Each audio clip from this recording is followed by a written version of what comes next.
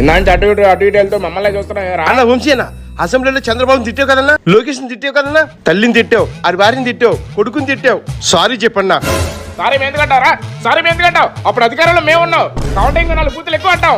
ఏమనుకుంటున్నావా? శ్రీరెడ్డి అక్క పవన్ కళ్యాణ్ ముంజా కొడక అన్నావు, ఉల్లిగా అన్నావు, మాదొచ్చేది అన్నావు. సారీ చెప్పక్క. ముసలి ముంజా కొడక నేనెందుకు చెప్తాను రా సారీ? నా వెనక జగనన్న ఉన్నాడు. నానన్నా నువ్వు తిట్టని బూతు లేదు, నువ్వు తిట్టని నాయకుడు లేడు. ఒక్కసారి సారీ చెప్పన్నా. కొడక సారీ అంటారా?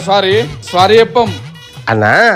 తల్లిని చెల్లిని భార్యని కూతుర్ని అందరినీ అనరాని మాట్లాడినామన్నా, మీరే సారీ చెప్పట్లేదు. అలాంటిది చేపురోలకి ఆవేశంలో ఒక మాట అన్నాడు, అది తప్పే. అందుకే 4 గంటల్లో జైల్లో వేశారు. ఇన్ని బూతులు తిట్టిన మీ మీద జగనన్న ఒక్కసారి యాక్షన్ తీసుకున్నాడా? సొంత పార్టీలో ఉన్న కిరణ్ ని అరెస్ట్ చేస్తే అమ్మనా బూతులు తిట్టిన మీ పరిస్థితి ఏంటా అని